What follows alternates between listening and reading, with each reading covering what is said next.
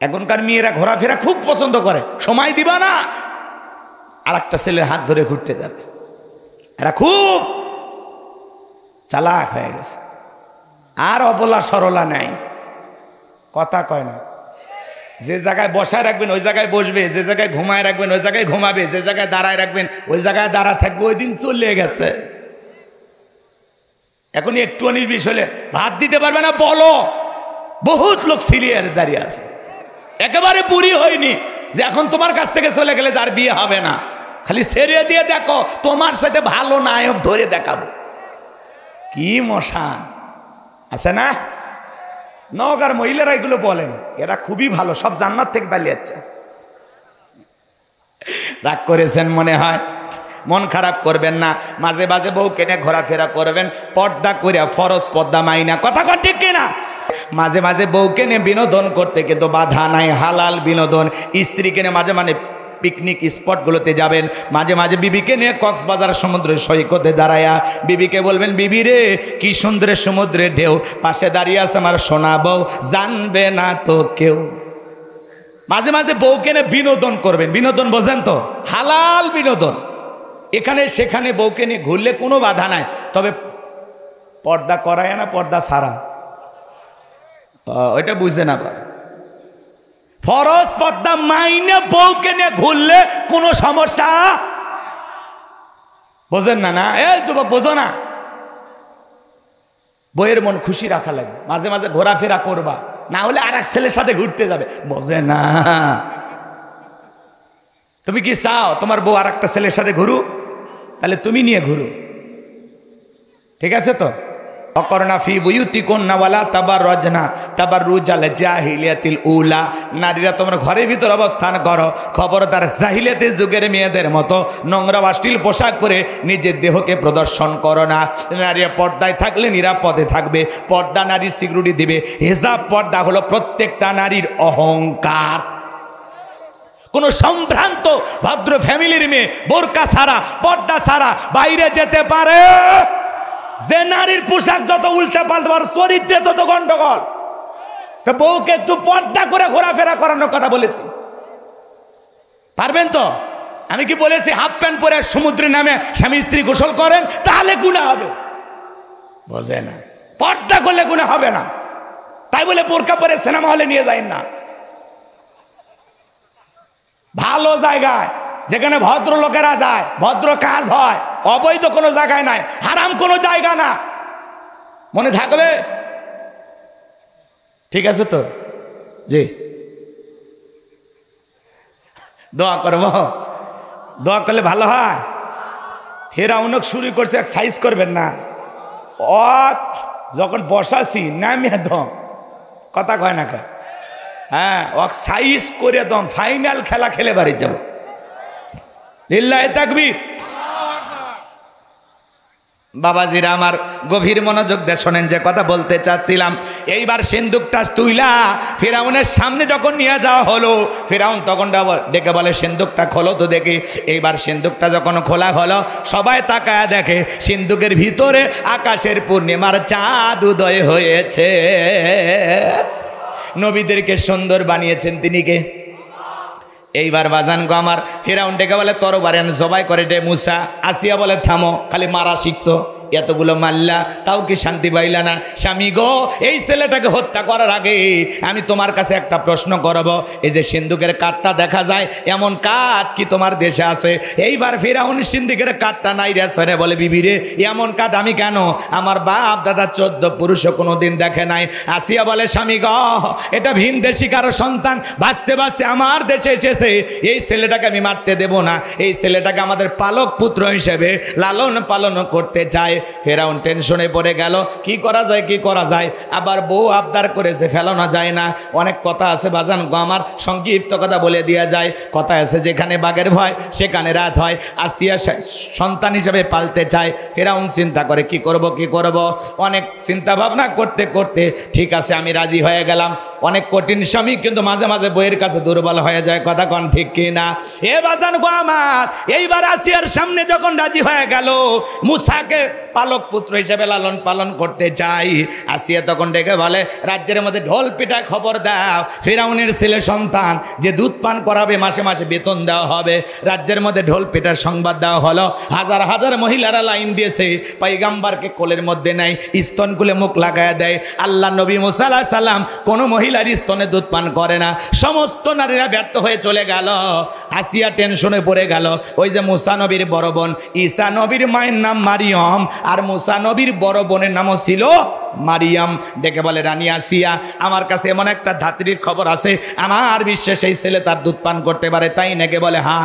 এইবার মুসা নবীর মাকে 2 লোক পাঠাইয়া ফিরাউনের দরবারে নিয়ে আসার পর পয়গম্বরকে কোলের মধ্যে নিয়ে মুসা নবীর মা যখন স্তনগুলো মুখ লাগায়া দেয়, আল্লাহ নবী মুসা আলাইহিস সালাম মায়ের স্তনে দুধ খাওয়া শুরু করে দিল। বলুন সুবহানাল্লাহ। নবীদেরকে শিশুকাল থেকে জ্ঞানী বানিয়েছেন তিনি কে? আরেকটু জোরে বলেন কে? এবার আসিয়া বলে, আপনার বেতন ডাবল, থাকার কোয়ার্টার ফ্রি। মুসা আলাইহিস সালামের মা ডেকে বলে, রানী আসিয়া, সন্তানকে যদি দুধ পান করাতে চান আপনার বাড়িতে নয়, সন্তান থাকবে আমার বাড়িতে। আসিয়া বলে, আমি তাতেও রাজি। মুসা নবীর মা পৃথিবীর প্রথম মা, যে মা তার আপন ছেলেকে দুধ পান করানোর বিনিময়ে মাসে মাসে বেতন পেয়েছিল। বলেন মারহাবা। এইবার দুধ পান করানো শেষ হয়ে গেল। লম্বা ইতিহাস সংক্ষিপ্ত করে দিয়ে যায়। মুসা নবীর চলাফেরা বয়স উপনীত হয়েছে। আসিয়া একদিন মুসা নবীকে ফিরাউনের কোলে দিয়ে বলে, নাও সন্তানটাকে কোলে নাও, মানুষ দেখলে মনে করবে ছেলে তোমার না। দেখবেন মা বোনেরা মাঝে মাঝে বিরক্ত হয়ে গেলে রাগান্বিত হয়ে সন্তান কোলে দিয়ে বলে, সামলাও তো, একটু নেও তো, এর ফ্যাপু ফ্যাপর ভাল লাগে না, মনে আসাদ দিয়ে শেষ করে ফেলে দেয়। রাগান্বিত হয়ে স্বামীর কোলে দেয়, কিন্তু আপনাদের এলাকা দেয় না। সামলাও সামলাও, বাপু যেমন খারাপ হয়েছে একটা তেমনি খারাপ, বাপু হারামি, পেটর থেকে বের হয়েছে ডবল হারামি, আছে না? সন্তান খারাপ হলে সব দোষ বাপের। কয় বাপের কিচ্ছু ছাড়েনি, বাপের কিচ্ছু ছাড়েনি। আর যদি ভালো হয় কয় মা যে ভালো। ও ভালো হলে সব গুণ মায়ের, আর খারাপ হলে সব দোষ বাপের, আছে না নাই? কথা কন না কে? আপনাদের স্ত্রীরা বলে কি না? বলে বলে আমাদের ঘরে এগুলো চালু আছে। একটু নির্বিষ হয়ে গেলে কয় দাদির মতো হবে, ফুবুর মতো হবে। কথা কয় না কে? আর ছেলে কয় চাচার মতো হবি, বাপের মতো হবি। একবারও কয় না নানার মতো হবি, মামার মতো হবি। বলে যে বাঁশ ওই দিকে যাবি, নিজের বাঁশ কেউ নিজেই দেয়, বুঝছেন না? স্বামীর দিক থেকে খুব শান্তি পায়, স্বামীর 14 গোষ্ঠী উদ্ধার করে। আর একবার খালি গালি দিয়ে দেখেন কি করে, ডাইরেক্ট থানার যা মামলা দিবি, আমাকে গালি দেওয়া হয়েছে। আর আমাকে মারিয়া ফিটে শেষ করে ফেলে দেয়, তা মামলা হয় না। কথা কন ঠিক কিনা? পুরুষ নির্যাতনের মামলা নাই, আর নারী নির্যাতন খালি নারী কন। বেশি কথা কোন তো থাপড়ে দাঁত ফেলে দেব, ফেলেই দেননি, মেডিকেল রিপোর্ট নিয়ে যা হাজির। কই মারিছে, দাঁতটা পড়েনি, ব্যথায় আটকে আছে, আছে না নাই? আইরে ভাই বোঝেন না, ওপর থেকে সব জায়গায় মহিলা, তো ওদের পাওয়ার তো থাকবে। কষ্ট মষ্ট করে একটা পুরুষ যদি ধরে ওই জায়গায় বসান যায়, কিছুটা বাঁচবেন। কথা কন ঠিক কি না? বাজান গো, তাই বলে মা বোনের সাথে খারাপ ব্যবহার করবেন না। ওই পাগলিরা খেপে গেলে রান্না বন্ধ হয়ে যাবে। কথা কন ঠিক কি না?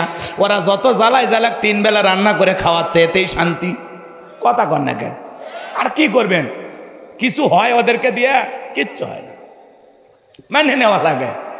এত পরিশ্রম করবেন, রডের কাজ করিচ্ছেন, কৃষিক্ষেত্রে কাজ করিচ্ছেন, চাকরি করিচ্ছেন, এত রোজগার করিচ্ছেন, তাও মন পাবেন না। একটু নির্বিষ হয়ে গেলে কি পাবেন না? মন পাবেন না। হ্যাঁ, তুমি কি খাটো উমুক তরো, তুমি 2 মনের বস্তা উঠে তো 4 মন। মানে আপনি যে একটু পরিশ্রম করেন ওটার পছন্দ হচ্ছে না। ও চাচ্ছে যে 6 টন ওজন নিয়ে একবারে অতলে পরে মরেন, ওই আর একটা ধরবি। কথা কন ঠিক কি না? বাজান গো, সামনের দিকে যায়, মন খারাপ করবেন না।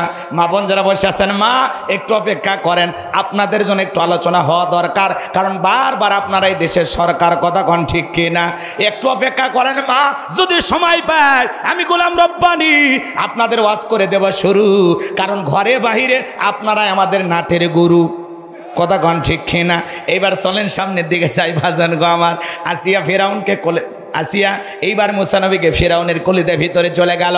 মুসা নবীর মায়াবী চেহারা, ফুটান্ত গোলাপ, কি সুন্দর মায়াবী মুখখানা। কাফের হওয়ার পরেও ফিরআউনের একটু মায়া লাগছে, চুমা খাবে। ঠোঁট দুটে যখন বাড়াইছে, মুসা নবী কষি হাত দিয়া এমন এক থাপ্পড় গালের মধ্যে বসায়া দিয়েছে। ফিরআউন মুসা নবীর থাপ্পড় খায়া চিৎকার মারা উঠছে। আশেপাশের লোকজন দৌড়ে এসে বলে, নেতা এত জোরে চিৎকার মারলেন, ব্যাপারটা কি? ছেলে যে থাপ্পড় মারছে এ কথা জনগণকে বললে কি ইজ্জত থাকে? তখন বলে, আমার বাড়ি, আমি চিল্লাইছি, আমি কি তোদের ডাকছি? যা সরে যা।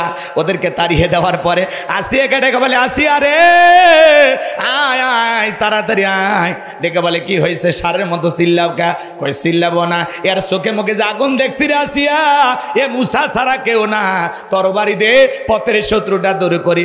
আসিয়া বলে, এই ছেলে কি করছে? বলে, এই ছেলে আমার গালে থাপ্পড় মারছে। আসিয়া বলে, ঢং করা জায়গা পাও না, এই ছোট মানুষ কোনোদিন তোমার গালে থাপ্পড় মারতে পারে? ফিরআউন ডেকে বলে, বিবি রে কেমনে তোরে বুঝাবো?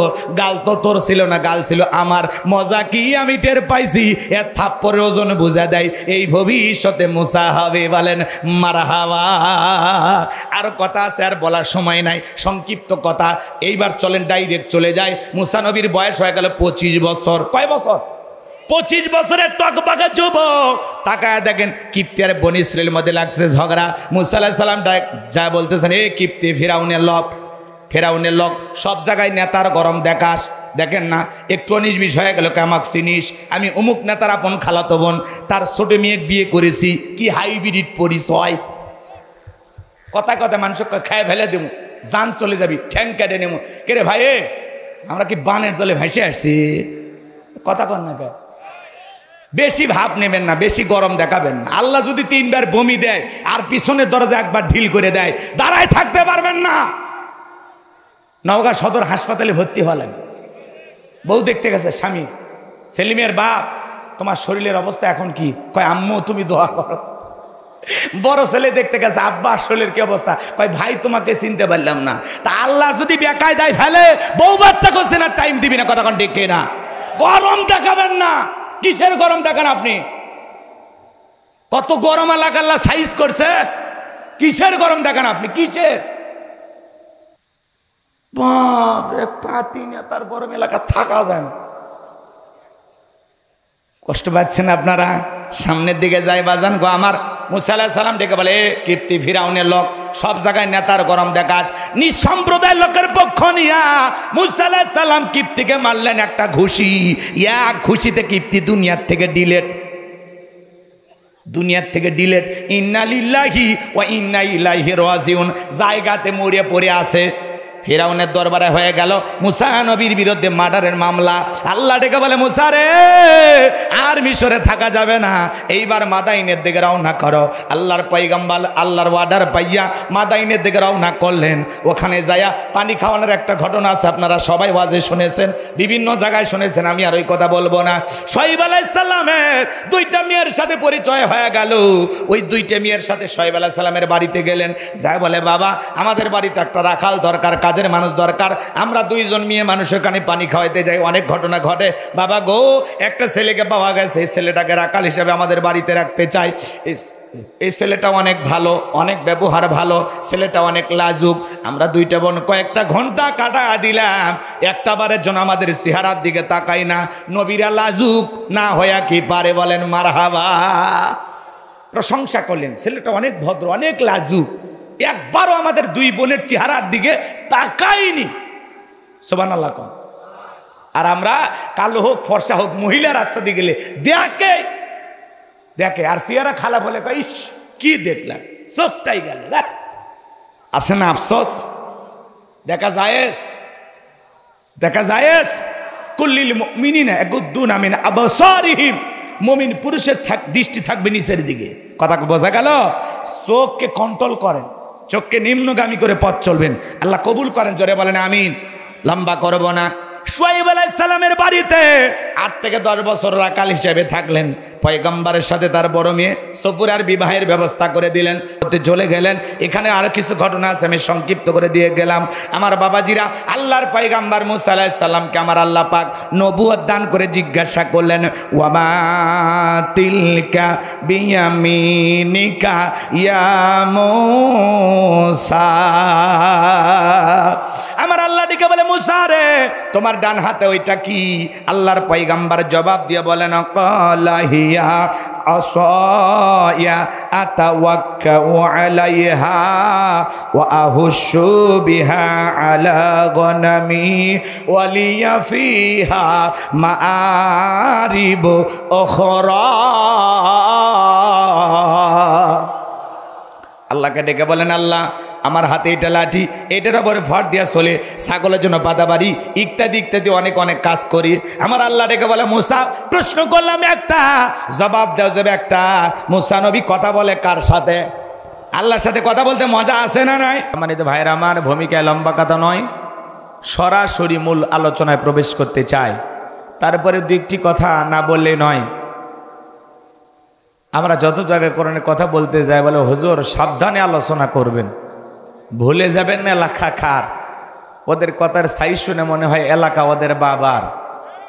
আছে না নাই? আওয়াজ দিলে একটু পুরুষের মতো দেবেন। আপনারা যে পুরুষ এই আওয়াজের দ্বারা বুঝান লাগবে, নাকি আপনাদের আওয়াজ মহিলারা শুনলে গুনাহ হবে? আপনারা কাউকে ভয় পান? এই জমিনের মালিক কে? আপনার আমার মালিক কে? কোরআনের মালিক কে? আল্লাহর জমিন আল্লাহর কোরআনের কথা চলছে, চলবে। আমরা কোনো বাতিলের চোখ রাঙানিকে ভয় পাই না। কথা বলে ঠিক কি না? এজন্য আওয়াজ দিয়ে বুঝাইয়া দেবেন এই জায়গায় নরম চলবে না গরম চলবে। আমি করব ওয়াজ, আপনারা দেবেন আওয়াজ, জবাব দিবেন ঠিক ঠিক, আলোচনা হবে কমপ্লিট। শ্রোতাদের স্পিরিটে বারে বক্তার হিট, আলোচনা হবে জায়গা মতো ফিট। কিছু আজ প্যান্ডেলে, কিছু আজ অ্যাঙ্গেলে, জ্ঞানী লোকের জন্য ইশারায় যথেষ্ট। কথা বলেন ঠিক কি না? আর রাত 10:30 বেজে গেছে, ভূমিকা দেওয়ার আমার কোনো ইচ্ছা নাই। ডাইরেক্ট আলোচনা করব, ডাইরেক্ট, কোনো কথা হবে না। আর আপনার টেনশন মুক্ত থাকবেন। আজকের মাহফিল কালেকশন মুক্ত, 1 টাকাও দেওয়া লাগবে না। খালি শুনবেন, খালি শুনবেন আর নিয়ে যাবেন। পারবেন তো ইনশাল্লাহ?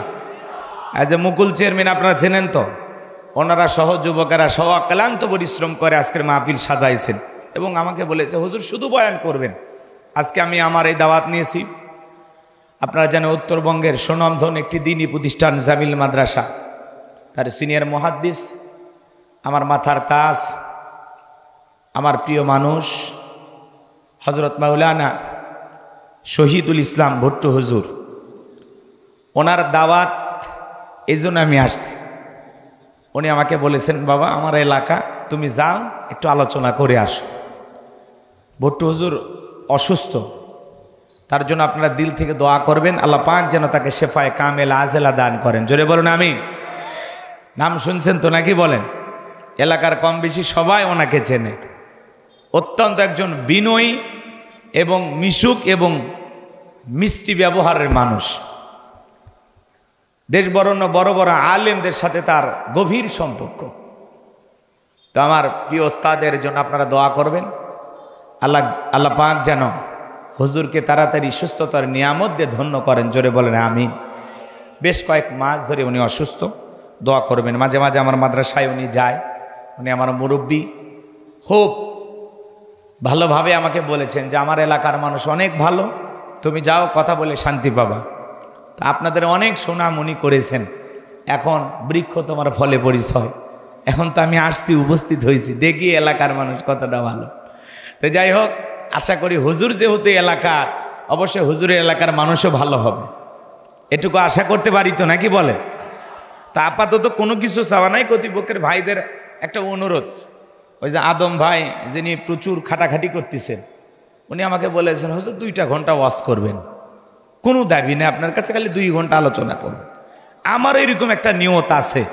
তো আপনারা কি আসলে 2 ঘন্টা থাকবেন নাকি 12টা পর্যন্ত? শোনেন, এখন যা বাজে বাজুক, আপনারা যদি একটু 12:30 পর্যন্ত ধৈর্য নিয়ে, এর 10 মিনিট আগেও শেষ অথবা 12টার পরই শেষ করতে পারি। আপাতত 12:30 পর্যন্ত বা 12:15 পর্যন্ত কারা কারা থাকবেন না তারা হাত তোলেন। আপনি থাকবেন না? চাচা থাকবেন না? আচ্ছা, উনি না বুঝে তুলেছে তাই না? আচ্ছা, মাহফিল যেহেতু কালেকশন মুক্ত, কোনো কথা বলবো না আমি। খালি আপনারা ওয়াদা দিলে ডাইরেক্ট আলোচনায় চলে যাব। 2 হাত তুলে একবার বলেন 12:30 পর্যন্ত কারা কারা থাকবেন, বলেন ইনশাআল্লাহ। একটু জোরে বলেন ইনশাআল্লাহ। আরেকটু জোরে বলেন ইনশাআল্লাহ। আল্লাহ কবুল করেন, জোরে বলেন আমিন। কোনো ভূমিকা না, এখন ডাইরেক্ট আলোচনা। আমি কথা বলবো আল্লাহর কোরআন থেকে। বলেন তো এই কোরআন থেকে যদি আলোচনা করি, বলেন তো বাজান লাভ না লস? এই কোরআনের মধ্যে কোনো ভুল আছে? কোনো মিথ্যা আছে? কোনো ধোঁকা আছে? থাকবে কি করে? কিতাবটি নাজিল করেছেন কে? সে আল্লাহ রাব্বুল আলামিন বলেন যালিকাল কিতাবু লা রাইবা ফি। আমার আল্লাহ তাআলা ডেকে বলেন এটি এমন একটি কিতাব, যেই কিতাবের মধ্যে কোনো সন্দেহ নাই, কোনো সংশয় নাই, কোনো মিথ্যা নাই, কোনো ধোঁকা নাই। There is no doubt. বলুন আল্লাহু আকবার। হুদাল্লিল মুত্তাকিন, মুত্তাকি বান্দাদের জন্য গাইডলাইন হিসাবে, পথ প্রদর্শক হিসাবে আসমান থেকে কিতাবটি নাজিল করেছেন কে? সেই কিতাবের আলোচনা শুনলে লাভ না লস?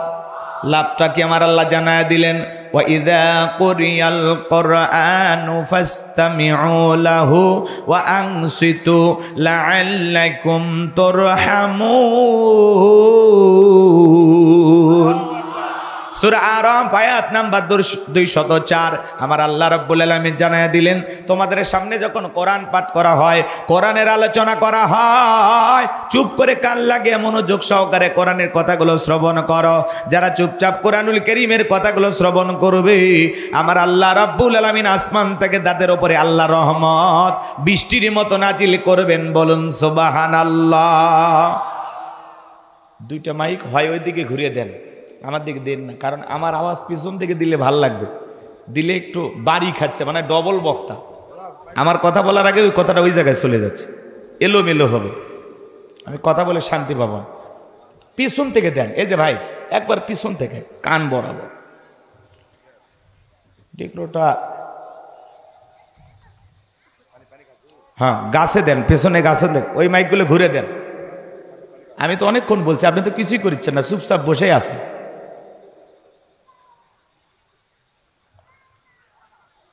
হ্যাঁ, আমার কানে আওয়াজ দিলে ভালো হবে, মানে আমার কথা আপনাদের কানে পৌঁছার আগে আমার শোনালেন, তাহলে ওয়াজ করে আমি তৃপ্তি পাবো। এই আর কিচ্ছু না, আওয়াজ যা আছে চলবে, এখন মেনে নেওয়া লাগবে। সম্মানিত ভাইয়েরা আমার, পেছনে সেট করে দেন একটা মাইক, নাই আলাদা, তাড়াতাড়ি তাড়াতাড়ি করেন। গভীর মনোযোগ দিয়ে কথাগুলো শুনবেন আমার ভাইয়েরা। আল্লাহ রাব্বুল আলামিন বলেন তোমাদের সামনে যখন কোরআন পাঠ করা হয়, কোরআনের আলোচনা করা হয়, চুপ করে কান লাগিয়ে মনোযোগ সহকারে কোরআনের কথাগুলো শ্রবণ করো। যারা চুপচাপ কোরআনুল কারীমের কথাগুলো শ্রবণ করবে, আমার আল্লাহ রাব্বুল আলামিন আসমান থেকে তাদের উপরে আল্লাহর রহমত বৃষ্টির মতো নাজিল করবেন। বলুন সুবহানাল্লাহ। এই জায়গা আল্লাহর রহমত নাজিল হইতেছে, এই বিশ্বাস আপনার আমার আছে না নাই? এটা এখন খেলার মাঠ না, এটা সাধারণ জমি না, এটা এখন জান্নাতের বাগান। কথা বলেন ঠিক কি না? আর আপনাদের সামনে যখন কোরআন থেকে কথা বলা হবে, উপকারটা কার? আমার আল্লাহ বলেন ওয়াযাক্কির ফাইন্নায যিকরা তানফাউল মুমিনিন। সূরা জারিয়ার 55 নম্বর আয়াত আল্লাহ তাআলা ডেকে বলেন যারা মানে মুমিন বান্দা, তাদের সামনে যখন কোরআন দিয়ে ওয়াজ করা হয়, কোরআন থেকে উপদেশ দেওয়া হয়, এই কথাগুলো শোনার পর আমার মুমিন বান্দাদের উপকারে আসবে। বলুন সুবহানাল্লাহ। আমি আজকে আপনাদের সামনে কথা বলবো পবিত্র কোরআনুল কারীমের 41 নম্বর সূরা। সূরাটির নাম হামিমাস সিজদা। মোট আয়াত আছে 54টি, রুকু আছে 6টি। বিশ্বনবীর মক্কার জিন্দেগিতে এই সূরাটি নাজিল হয়েছেন। আমি যে আয়াতে কারিমা তেলাওয়াত করেছি, আয়াতের নাম্বার হলো 30। এই আলোচনা কবুল করার পর আল্লাহ যেন আমাদের সবাইকে পার করে দেন ফুল সিরাতের ব্রিজ। জোরে বলেন আমিন। আরেকটু জোরে বলেন আমিন। তাহলে সূরার নাম হামিমাস সিজদা। মোট আয়াত কত? 54। রুকু আছে 6টি। কোরআনুল কারীমের কত নাম্বার সূরা? 41 নাম্বার সূরা। আর আমরা যে আয়াতে কারিমা তিলাওয়াত করেছি কত নাম্বার? 30। পাইবেন কোথায়? 24 নাম্বার পারার 19 নাম্বার পৃষ্ঠার 3 নাম্বার লাইনে এই আয়াতে কারিমা রয়েছে। বলুন আল্লাহু আকবার। আর কোনো ভূমিকা নাই। এখন ডাইরেক্ট আলোচনা, জবান ছেড়ে কান ভরে আমার সাথে সবাই তেলাওয়াত করুন। আউযু বিল্লাহি মিনাশ শাইতানির রাজিম। বিসমিল্লাহির রাহমানির রহিম। বিতাড়িত মোর্দার শয়তানের কাছ থেকে আল্লাহ পাকের কাছে আশ্রয় প্রার্থনা চাচ্ছি। পরম করুণাময় সিমদালু আল্লাহ তাআলার নামে শুরু করছি। আমরা যে কোনো কাজ শুরু করব কার নামে? একটু জোরে বলেন, কার নামে? আল্লাহর নামে কাজ শুরু করলে বরকত আছে না নাই ভাই? যে কোনো কাজের শুরুতে আল্লাহ তাআলাকে স্মরণ করতে হবে, যে কোনো কাজের শুরুতে। তাহলে কাজের ভিতরে বরকত দেবেন কে? আর একটু জোরে বলেন কে? যে কোনো কাজের শুরুতে আল্লাহ তাআলাকে স্মরণ করলে কতটা লাভ। যদি আমি 2 মিনিট একটা গল্প বলি আপনাদেরকে, কষ্ট হবে? বলবো, রাগ করবেন না তো? আল্লাহর এক বুজুর্গ গোলাম এক জায়গায় দ্বীনি মজলিসে কোরআন এবং সুন্নাহ থেকে কথা বলতেছে। ওই পাশ দেখতে হিন্দু মেয়ে হেঁটে যাচ্ছে, অমুসলিম। মেয়েটা চিন্তা করলো মুসলমানেরা বলে কি, একটু জানার কৌতূহলে, শোনার আগ্রহ নিয়ে মেয়েটা মহিলা প্যান্ডেলে বসে গেল। আমাদের এখানে মহিলা প্যান্ডেল আছে না? অনেক জায়গায় এরকম মহিলা প্যান্ডেল তৈরি হয়। তো আল্লাহর সেই বান্দি মহিলা প্যান্ডেলে বসে গেল। হিন্দু মেয়েটা আলোচনা শুনতেছে। আল্লাহর সেই বুজুর্গ গোলাম আলোচনা করতেছেন, কুল হু আল্লাহু আহাদ, হে নবী আপনি বলুন আল্লাহ এক, আল্লাহ অদ্বিতীয়। মেয়েটা বুঝতে পারলো সৃষ্টিকর্তার নাম আল্লাহ। বলেন তো সৃষ্টিকর্তার নাম কি? আল্লাহ। আলোচনার প্রেক্ষাপটে আল্লাহর সেই বুজুর্গ গোলাম আলেম বান্দা আলোচনা করতে করতে এক সময় তিনি বললেন, ইন্নাদ-দীনা ইনদাল্লাহিল ইসলাম, নিঃসন্দেহে আল্লাহর কাছে শুধুমাত্র কেবলমাত্র একটি ধর্মই মনোনীত, ধর্মের নাম কি? ইসলাম। ইসলাম আছে যেখানে শান্তি আছে, ইসলাম আছে যেখানে সমাধান আছে। আমার ভাইয়েরা, হিন্দু মেয়েটা তখন বুঝতে পারলো সৃষ্টিকর্তার নাম আল্লাহ, শ্রেষ্ঠ ধর্মের নাম ইসলাম। মেয়েটা তখন আর দেরি করলো না। এইবার মেয়েটা ডেকে বলে, আমি আর অমুসলিম থেকে বাড়িতে যেতে চাই না, আমি কালেমা পড়ে মুসলমান হয়ে যাব। এইবার হিন্দু মেয়েটা কালেমা পড়ে মুসলমান হয়ে যাওয়ার পরে বাড়িতে চলে গেল। উঠতে বসতে আল্লাহর জিকির করে, বিসমিল্লাহ পাঠ করে। হঠাৎ করে মেয়েটার মা শুনতে পেয়ে জিজ্ঞাসা করে, মা কি যেন ফিসফিস করে বললে, আমি বুঝতে পারলাম না। মেয়েটা ডেকে বলে, মা মুসলমান হয় যারা মিথ্যা কথা বলতে পারবে না তারা, ওয়াকুলু কওলান সাদীদা, সত্য কথা বলো, সঠিক কথা বলো, ইমানদাররা হবে সত্যবাদী। কথা বলেন ঠিক কি না? আমাদের সমাজে মিথ্যাবাদী আছে না নাই? মিথ্যা কথা বলে সকালবেলা নাস্তা করে, দুপুরে লাঞ্চ করে, রাতে ডিনার করে, ভরা পেটেও মিথ্যা, খালি পেটেও মিথ্যা। মিথ্যা বলতে বলতে চেহারা ব্যাকা হয়ে গেছে, এক পা কবরে ঢুকে গেছে। এরপরে মিথ্যা বলা ছাড়ে না। ওদের মিথ্যা বলা দেখে শয়তান পর্যন্ত বলে আমিও এত খারাপ না। আছে না নাই? সকাল বিকাল মিথ্যা কথা। নওগাঁর মানুষ অবশ্য আল্লাহ আল্লাহ, এদিকের মানুষ মিথ্যা কথা বলে না। আরে মহাদেবপুরের মানুষ আরো ভালো। আমার ভাইয়েরা সামনের দিকে যায়, ভালো না বললে আবার ঝামেলা হতে পারে। যে কথা বলতে চাচ্ছিলাম গভীর মনোযোগ দিয়ে শোনেন। মেয়েটা ডেকে বলে, মা কয়েকদিন আগে মুসলমানদের একটি ধর্মীয় প্রোগ্রামে গিয়ে বুঝতে পেরেছি সৃষ্টিকর্তার নাম আল্লাহ, শ্রেষ্ঠ ধর্মের নাম ইসলাম। আমি আর দেরি করি নাই, কালেমা পড়ে মুসলমান হয়েছি। তাই নাকি? বলে হ্যাঁ। ঠিক আছে মা, এখনো সময় আছে, ইসলাম ধর্ম ত্যাগ করে আবারও বাপ দাদার ধর্মে ফিরে আসো। মেয়েটা ডেকে বলে, মা আমার পক্ষে কোনো মতে ইসলাম ধর্ম ছাড়া সম্ভব নয়। আমার ভাইয়েরা গভীর মনোযোগ দিয়ে কথাগুলো শোনবেন। রাতের বেলায় যখন মেয়েটার বাবা চলে আসছে, ডেকে বলে, স্বামী সর্বনাশ হয়ে গেছে, আমাদের একমাত্র মেয়ে কালিমা পড়ে মুসলমান হয়েছে। তাই নাকি? বলে হ্যাঁ। মেয়েকে ডাক দাও। জিজ্ঞাসা করে, মা এসব কি শুনছি, তুমি নাকি মুসলমান হয়েছ? মেয়েটা ডেকে বলে, হ্যাঁ বাবা, যা শুনেছেন সত্য, আমি কালেমা পড়ে মুসলমান হয়েছি। ডেকে বলে, মা তোমাকে নিয়ে অনেক আশা ভরসা, তুমি মুসলমান হয়েছো, এ কথা প্রকাশ পেলে সমাজের চোখে আমার মান সম্মান থাকবে না, আমার উঁচু মাথা নিজ হয়ে যাবে, বংশের মুখে চুনকালি পড়বে। এখনো সময় আছে, ইসলাম ধর্ম ছেড়ে দাও। মেয়েটা ডেকে বলে, মা বাবা যত কথাই বলো, আমার পক্ষে ইসলাম ধর্ম ছাড়া সম্ভব নয়। বাবা রাগান্বিত হয়ে মেয়েটার গালে একটা থাপ্পড় বসায় দিলেন। মেয়েটা কাঁদতে কাঁদতে ডেকে বলে, বাবা যত খুশি আঘাত করো, মারতে মারতে যদি মেরে ফেলে দাও, জীবনটা দিতে রাজি, কিন্তু কালেমা ছাড়তে রাজি নাই। বলেন আল্লাহু আকবার। এইবার পরের দিন সকালবেলা এই ব্যক্তি বাদশার দরবারে চলে গেছে। ওই দেশের বাদশা তার সিলমোহর মারা আংটিটা এই ব্যক্তির হাতে দিয়েছে। ওই দেশের নিয়ম হলো বাদশার সিলমোহর মারা আংটি হেফাজতের দায়িত্ব যে পালন করবে, কোনো কারণে আংটি হারিয়ে ফেলে দিলে ওই বাদশার আংটি হারানোর অপরাধে বাদশা তাকে ফাঁসি দিয়ে মারে। এই ব্যক্তি আংটি হাতে পাওয়ার পরে ডেকে বলে, বাদশাহ আমি এমনি নানান টেনশনে আছি, চিন্তা ভাবনায় আছি, কোনো কারণে আংটি হারিয়ে ফেলে দিলে আপনি তো আমাকে ফাঁসি দিয়ে মারবেন, আবার আপনার মতো এত বড় বাদশা আমার হাতে আংটিটা দিয়েছে, ফেরত দিলেও কেমন দেখায়, আপনি যদি মনে কিছু না নেন এই আংটি হেফাজতের দায়িত্ব আমি আমার মেয়ের কাছে দিতে চাই। বাদশা ডেকে বলে, আমার কোনো আপত্তি নাই, কিন্তু দেশের আইন সম্পর্কে মেয়েটাকে অবশ্যই অবগত করবেন। এইবার বাড়িতে যাওয়ার পরে এই ব্যক্তি আংটিটা যখন মেয়েটার হাতে দিয়েছে, ডেকে বলে, মা এটা বাদশার সিলমোহর মারা আংটি, খবরদার তুমি যেন হারিয়ে না ফেলো, হারিয়ে ফেললে বাদশার সিলমোহর মারা আংটি হারানোর অপরাধে বাদশা তোমাকে ফাঁসি দিয়ে মারবে, আমি বাবা হয়েও তোমাকে বাঁচাতে পারবো না। এইবার মেয়েটা বিসমিল্লাহির রহমানির রহিম বইলা জামার পকেটে আংটিটা রেখে দিল।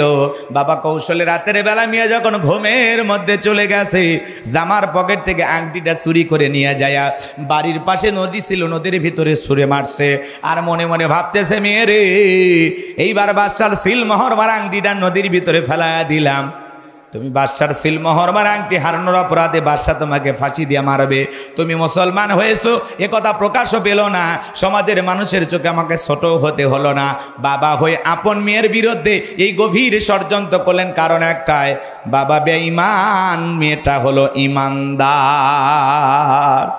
ইসলাম মানতে গেলে আপন বাবা ও সন্তানের বিরুদ্ধে অবস্থান নাই, কথা বলেন ঠিক কিনা? মুসলিম জাতির পিতা ইব্রাহিম আলাইহিস সালাম যখন ডেকে বলে, বাবা যেই দেবতা শোনে না, চোখে দেখে না, কানে চোখে দেখে না, শোনে না, না পারে আপনাদের উপকার করতে, না পারে আমাদের উপকার করতে, নাকের ডোকায় মাছি পড়লে তাড়ানোর শক্তি নাই, ও বাবা এগুলো দেবতার আর পূজা করো না, এক আল্লাহর ইবাদত করো, এক আল্লাহর ইবাদত করো। আজর ঠাকুর ডেকে বলে, ইব্রাহিম তোমার এত বড় সাহস, তুমি আমার দেবতার বিরুদ্ধে কথা বলো, আজ থেকে তোমার বাড়ি আমার বাড়িতে জায়গা হবে না, আজ থেকে তুমি আমার বাড়িতে থাকতে পারবে না, আমার চোখের সামনের দিকে দূর হয়ে চলে যাও। তাওহীদের দাওয়াত দেওয়ার কারণে, আল্লাহর পথে দাওয়াত দেওয়ার কারণে আপন বাবা ও সন্তানকে ঘর ছাড়া করেছিল, কথা বলেন ঠিক কি না? আমার ভাইয়েরা গভীর মনোযোগ দিয়ে শুনবেন, আমি গুনাহগার যে কথা আপনাদেরকে বলতে চাচ্ছিলাম, এইবার আপন বাবা মেয়ের বিরুদ্ধে গভীর ষড়যন্ত্র করলেন, আংটিটা নদীর ভিতরে ছুঁড়ে মারছেন। আমার ভাইয়েরা এইবার মেয়েটার ভাগ্যের পরিণতি কি হয় আপনারা কি একটু শুনবেন? কারা কারা শুনবেন দুই হাত তুলে দেখান, লিল্লাহে তাকবীর, লিল্লাহে তাকবীর। আজকেও তামাম পৃথিবীতে মুসলমানদের বিরুদ্ধে ষড়যন্ত্র আছে না নাই? তামাম পৃথিবীর জালেমেরা ঐক্যবদ্ধ হয়েছে ইসলাম আর মুসলমানকে বিদায় করে দেওয়ার জন্য। কিন্তু মনে রাখবেন বাজান গো আমার, জালেমদের জুলুম যত বাড়বে মুসলমানদের বিজয় তত নিকটে, কথা বলেন ঠিক কিনা?